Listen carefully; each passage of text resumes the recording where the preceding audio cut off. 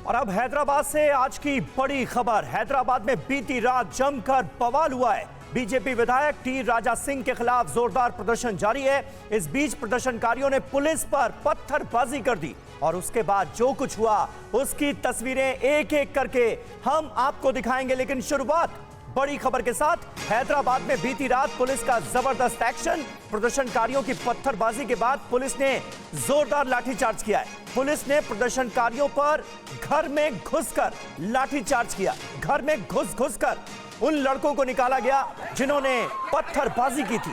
Police ने चुन कर पत्थरबाजों को घर से निकाला और उनकी जमकर पिटाई की। तस्वीरें आपके सामने। हैदराबाद में बीती रात भी जमकर किस तरह बवाल हुआ है, देखिए।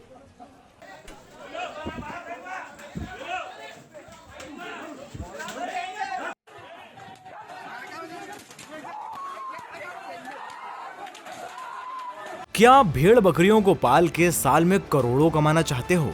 यकीन नहीं हो रहा ना? तो साल में 3 करोड़ कमाने वाले सिखाएं तो क्यों देरी कर रहे हो? फ्रीडम ऐप डाउनलोड करो।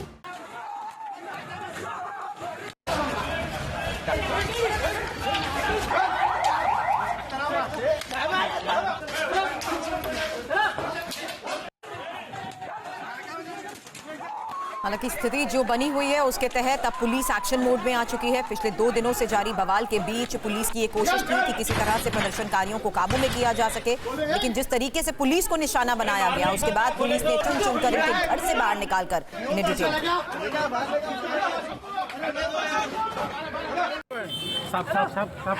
इशू क्या है? इशू बात कर रहा हूँ। बात करिए। क्या इशू है? मार रहे हैं से। चलो। किसको मार रहे हैं? आप भी चलो। आप भी चलो।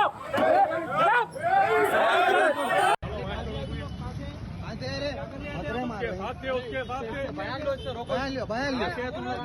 नाम बोलो। नगर कहीं को आया यहाँ पे?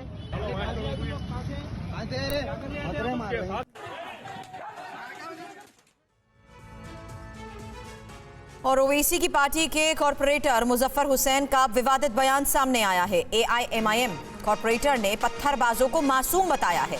मासूम बच्चों ने पुलिस पर पत्थरबाजी की, ये कह रहे हैं मुजफ्फर हुसैन, और नादान बच्चे पुलिस को पत्थर मारकर भागे। पीस प्रोटेस्ट चल रहा था आशा टाकिस के पास। वहाँ से कुछ नादान मासूम बच्चे पथराव किए। वहाँ पे पथराव करके वहाँ से भाग रहे थे। पुलिस के ऊपर टास्क फोर्स उस गली में घुसी और जो ये मासूम बच्चे हैं, ये तीनों भाइयों को गैर ज़रूरी के इनका जुल्म का निशाना बना गया। उनके घर के दरवाजे को तोड़ के ये तीनों भाइयों को घसीटते हुए आशा टाकिस तक लाया गया।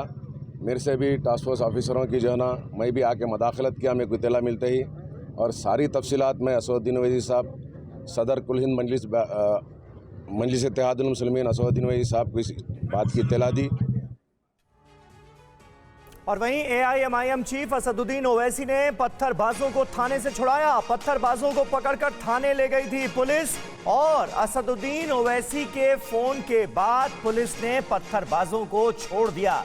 ये खबर सामने आ रही है। ओवैसी ने 2 नेताओं को थाने भेजा और पत्थरबाजों को छुड़वाया। ये जानकारी अब सामने आ रही है। हैदराबाद हमारा घर है, शांति बनाए रखें, ये कहा है ओवैसी ने, जो कि वहीं से सांसद हैं। हैदराबाद सांप्रदायिकता का शिकार नहीं होना चाहिए, ये कहा है ओवैसी।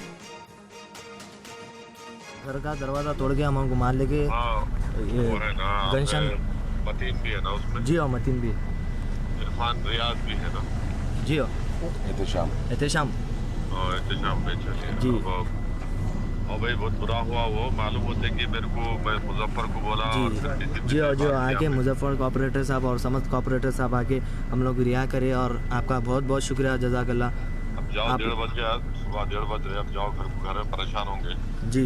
इंशाल्लाह मुजफ्फर समझ लिया कि आप घर पे छोड़ देंगे जी। अच्छी बात है साहब, शुक्रिया साहब। आराम से रहो, परेशान रखो। इंशाल्लाह मालूम होते कि हम हरकत में आए और ये नहीं होना था। वो जैसे ही इसकी इत्तला नकीब मिल्लत आली जनाब अलहाज बैरिस्टर असदुद्दीन ओवैसी साहब को मिली, नकीब मिल्लत आली जनाब बैरिस्टर असदुद्दीन ओवैसी साहब, सदर कुल हिंद मजलिस इत्तेहादुल मुस्लिमीन रुकन पार्लियामेंट ने मुझको और मेरे साथी कॉरपोरेटर मुजफ्फर साहब को हिदायत दी कि फौरी जो है यहाँ पर कंचनबाग पुलिस स्टेशन पहुँचे और इन महरूस बेकसूर बच्चों को जो है रिहा करवाने के लिए।